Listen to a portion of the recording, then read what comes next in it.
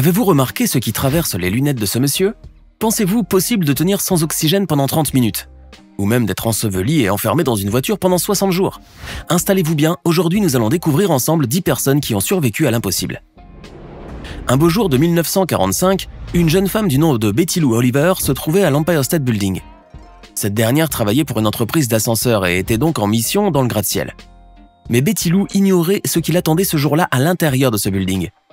En effet, un bombardier B-25, dont le pilote rencontrait quelques problèmes de visibilité, a fini par s'écraser sur le gratte-ciel, au niveau du 79e étage, tuant alors plusieurs personnes qui se trouvaient là. Betty Lou, qui se trouvait à un étage plus haut, a miraculeusement échappé à la mort, malgré quelques brûlures sérieuses. Mais alors qu'elle se trouvait à l'intérieur de l'ascenseur, le sort s'est à nouveau acharné sur elle. Eh bien, la cabine de l'ascenseur s'est laissée tomber dans une chute libre et la pauvre opératrice a dû alors subir cette chute vertigineuse qui a manqué de la tuer. Mais la chance a une nouvelle fois souri à la jeune femme qui s'en est sortie avec quelques fractures, certes, mais bel et bien vivante. Vous imaginez-vous vivre dans votre voiture pendant 2 mois, enseveli sous la neige? Non? De toute façon, me diriez-vous, vous n'y survivrez pas. Eh bien, c'est ce que vous pensez, mais la réalité peut être tout autre. Voici Peter Skylberg, un jeune homme d'origine suédoise qui a vécu cette situation et qui a survécu à des températures inférieures à 0 pendant une longue période. Cet homme, qui vivait déjà apparemment dans sa voiture, s'est retrouvé un beau jour coincé dans son véhicule pendant une 60aine de jours en plein hiver. Vous vous demandez bien sûr comment il a pu survivre pendant toute cette période sans nourriture et sans eau, n'est-ce pas? En réalité, Peter Skylberg doit sa survie à la neige dont il s'alimentait tout simplement. Naturellement, il aurait pu ne pas s'en sortir vivant s'il était resté piégé plus longtemps, et si un homme en motoneige qui passait par là ne l'avait pas repéré et secouru. On peut dire que Peter a vraiment eu de la chance. Vous connaissez peut-être parfois même dans votre entourage restreint des personnes qui ont survécu à des accidents par voie grave, mais avez-vous déjà entendu parler de quelqu'un percuté par un train et qui en est sorti vivant? Or, que diriez-vous d'une personne qui a survécu à un accident de voiture, puis à un accident de train le même jour? Cela peut vous paraître irréel, mais cette personne chanceuse s'appelle Robert Evans. Ce sans domicile fixe, qui était âgé à l'époque de 46 ans, se trouvait dans la rue lorsqu'il a été renversé par une voiture. L'homme a été alors conduit à l'hôpital pour recevoir les soins nécessaires avant d'en sortir quelques heures plus tard avec quelques bobos seulement. Mais alors qu'il se dirigeait vers un camp pour dormir, Robert a voulu emprunter un pont de chemin de fer étroit. Sauf que sa route a croisé celle d'un train qui venait à toute vitesse. Robert s'est alors retrouvé jeté dans un ruisseau qui se trouvait à environ 3 mètres plus bas. Vous pensez que cela l'a tué? Pas du tout. Robert s'en est sorti miraculeusement vivant. En revanche, il a dû retourner à l'hôpital. Il y a des accidents qui arrivent et auxquels on s'attend le moins, comme celui dont nous allons vous parler tout de suite. Il y a quelques années, aux États-Unis, un livreur de journaux du nom de Stephen Gove s'apprêtait à rentrer tranquillement chez lui après avoir terminé la distribution de ses journaux. Mais pendant qu'il roulait sur son vélo, il a été soudainement percuté par une voiture conduite par un jeune homme. Il se trouve que ce dernier n'était pas dans son état normal. Mais le plus anormal dans cette histoire, c'est que le corps du pauvre Steven s'est retrouvé coincé dans le pare-brise de la voiture. Pire encore, le jeune conducteur a continué à rouler sans même s'apercevoir qu'une personne avait traversé le pare-brise de sa voiture. Steven lui aurait dit alors « Bonjour, je suis le type à vélo que vous avez renversé, mais aucune réaction ». En plus de la peur qu'a dû avoir Steven en restant coincé dans la voiture de ce bonhomme, il a dû vivre une autre peur plus grande en voyant que le conducteur venait de percuter une voiture après avoir grillé un stop. Et ce n'est qu'à ce moment-là que ce dernier a fini par remarquer sa présence. Paniqué, le jeune homme s'est arrêté avant de sortir de la voiture et de disparaître, laissant le pauvre Steven se débrouiller tout seul pour sortir à son tour du véhicule. Heureusement, un témoin qui se trouvait là a appelé la police et Steven a par la suite été transporté à l'hôpital pour se faire soigner. Malgré des blessures au niveau de la tête et des jambes, son état ne suscitait pas vraiment d'inquiétude. Quelle chance il a eu! Le triangle des Bermudes est sans conteste l'une des zones les plus mystérieuses et les plus hallucinantes de notre planète. Son mystère réside surtout dans le phénomène à caractère paranormal dont nous entendons parler si souvent depuis très longtemps. Combien d'avions et de bateaux ont disparu mystérieusement et sans raison en traversant cette zone de l'océan Atlantique qui relie la Floride aux Bermudes et à Porto Rico sans jamais réapparaître? Mais il se trouve qu'un homme, un ancien pilote du nom de Bruce Gernon, a vécu cette expérience sans jamais disparaître pourtant. Cet homme se trouvait à bord de son avion après avoir décollé des Bahamas. Or, pendant qu'il se dirigeait vers la Floride, il s'est senti tout à coup happé par quelque chose, après que son avion ait été entièrement enveloppé d'une sorte de brouillard électronique, selon lui. Bruce Gernon venait de traverser le fameux triangle des Bermudes, mais il s'en est tiré miraculeusement. Des années après cette expérience, qui était sans doute destinée à faire de lui une personne disparue à jamais, il a décidé d'en parler dans un livre qu'il a écrit, et où il tente de parler de ce phénomène bizarre. Par une soirée froide de décembre 1980, Jenny Hilliard, une jeune américaine originaire de l'État du Minnesota, conduisait sa voiture sur une route rurale après avoir passé une soirée en compagnie de ses amis. Mais tout à coup, la voiture venait de heurter une plaque de glace et de glisser dans un fossé, ce qui a poussé la jeune femme à sortir pour demander de l'aide à un ami dont la maison était proche. Mais pendant qu'elle approchait de la maison, elle trébucha à son tour et, ne pouvant se relever, elle se retrouva piégée dans la glace et y resta pendant toute la nuit. Ce n'est qu'au petit matin que son ami finit par la découvrir complètement figée dans la glace, les yeux grands ouverts. Laissée pour morte, Jean fut conduite à l'hôpital sans aucun espoir de la voir revenir à la vie. Mais contre toute attente, la jeune femme survécut. Elle revint petit à petit à la vie jusqu'à ce qu'elle pût recouvrer son état physique normal et ses facultés mentales. Qui l'aurait dit ?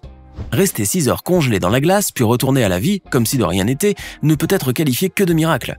L'histoire de cette jeune femme qui était âgée à l'époque de 19 ans a fait l'objet des médias et de nombreux documentaires, et elle continue encore de nos jours de susciter beaucoup de fascination. En effet, Jean Elliott est considérée depuis ce jour-là comme l'une des personnes ayant survécu à l'impossible.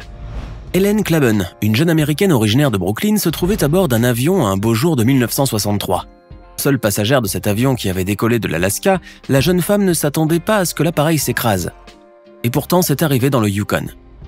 Cependant, ni elle ni le pilote n'ont perdu la vie dans cet accident qui aurait pu être fatal. Hélène s'est toutefois retrouvée à vivre en pleine nature sauvage et enneigée avec son compagnon de fortune, avec pour seul vivre la neige qu'il faisait fondre pour boire. Leur calvaire allait durer 49 jours et même les recherches effectuées pour les retrouver ont fini par être suspendues. Sans eau et sans nourriture pendant toute cette durée, Ellen Klaben a tenu bon, jusqu'à ce qu'un pilote ait fini de répéter leur SOS sur la neige. Enfin, Ellen Klaben et le pilote ont pu être secourus après avoir vécu une expérience que la jeune femme a qualifiée de merveilleuse lors d'une interview. Qu'auriez-vous pensé, vous, si vous étiez à sa place ? Laissez-moi vous poser une question. Combien de minutes pourriez-vous tenir sans oxygène ? Certains d'entre vous me répondraient 2 minutes, d'autres 5, mais personne ne pourrait estimer qu'il serait capable de rester sans oxygène pendant une demi-heure. Et pourtant, c'est bel et bien arrivé. Un homme nommé Chris Lemons a pu tenir sans oxygène pendant 30 minutes et rester en vie. Chris est un plongeur en saturation d'origine anglaise qui a failli laisser la vie lors d'une mission qu'il menait avec ses camarades dans les fonds de la mer du Nord. Le 18 septembre 2012, Chris venait de plonger pour réparer la tuyauterie d'un collecteur de puits de pétrole dans un champ pétrolifère. Alors qu'il se trouvait à 100 mètres sous la surface de la mer, le câble qui le reliait à son bateau a fini par rompre, le privant alors d'oxygène et l'envoyant vers une mort certaine. Chris s'est alors retrouvé allongé sur le fond, entouré d'une obscurité totale et manquant terriblement d'air. Perdu au fond de la mer, recherché vainement par son équipe, le jeune homme a commencé à sombrer petit à petit. Or, par quelques miracles, il avait assez d'oxygène dans son corps pour ne pas mourir. Expliquer scientifiquement ce qui s'est passé dans le corps de Chris pour qu'il ne suffoque pas serait peut-être assez compliqué, mais tout compte fait, le plongeur a fini par être retrouvé et secouru par ses camarades une fois remonté sur le bateau. Bon, le retrouver a pris beaucoup de temps à ces derniers, mais Chris était finalement sain et sauf. Bref, cette histoire extraordinaire reste difficile à croire, même pour le principal concerné. Coolidge Winsett, un vieil homme originaire de Virginie, a peut-être vécu la pire situation de sa vie en tombant un jour dans une fosse. Partiellement paralysé, l'homme qui était âgé à l'époque de 75 ans s'est retrouvé alors à quelques mètres au-dessus des égouts, entouré de crasses, d'animaux nuisibles et d'odeurs nauséabondes. Le pauvre homme a tenté d'appeler à l'aide, mais ses appels sont restés vains, car personne ne pouvait l'entendre de l'endroit où il se trouvait. Ses chances de se voir délivré de ce trou s'amenuisaient d'heure en heure, puis de jour en jour. Voyant la mort approcher, Coolidge Winsett s'est laissé abandonner à son sort, lorsqu'un miracle a fini par se produire. Voyant que le vieil homme n'était pas chez lui, un facteur de la région a daigné jeter un coup d'œil près de la maison et appeler le vieil homme, lorsqu'une voix faible a fini par lui répondre. Coolidge Winsett a immédiatement été transporté à l'hôpital pour recevoir les soins nécessaires et bien sûr raconter son histoire miraculeuse à qui voulait bien l'entendre. Il y a quelques années, le footballeur sud-africain Roy Mahamudsa a vécu une situation qui aurait pu être désastreuse si un miracle ne s'était pas produit. Un beau jour, alors qu'il se trouvait en Afrique du Sud, le joueur conduisait tranquillement sa voiture lorsqu'il s'est retrouvé sur une route mouillée et a soudainement perdu le contrôle de son véhicule. Ce dernier a été brutalement empalé par un rail de sécurité placé sur la route qui a traversé la voiture du joueur en rentrant par derrière et en sortant par le pare-brise. Les images choquantes sont là pour montrer l'ampleur du désastre. Cet accident aurait pu coûter la vie à Roy Mahamudsa. Mais par chance, l'international sud-africain a échappé à une mort certaine et s'en est sorti avec rien d'autre qu'une simple égratignure. Et pour finir, regardez bien cette image qui montre cet homme portant des lunettes. Évidemment, vous n'avez pas manqué de remarquer cet objet qui traverse l'un des verres, n'est-ce pas ? Eh bien, cet homme était sans doute en train de bricoler quelque chose lorsque cet objet s'est projeté vers ses lunettes, alors qu'il aurait pu se fourrer directement dans son œil. Aïe aïe aïe. Vous imaginez les conséquences de ce malheureux accident ? Cet homme allait certainement perdre un œil à cause de cet objet s'il ne portait pas ses lunettes de protection, mais heureusement, il a eu plus de peur que de mal. Ouf, il s'en est sorti indemne. Mais ce qui lui est arrivé ce jour-là l'a poussé à vouloir sensibiliser ceux qui s'abstiennent de se protéger pendant leur travail ou lorsqu'ils font du bricolage. Morale de l'histoire, mieux vaut prévenir que guérir. Maintenant, dites-nous dans les commentaires, connaissez-vous d'autres histoires de personnes qui ont survécu à l'impossible? N'oubliez pas de vous abonner et de cliquer ici pour regarder une autre de nos vidéos.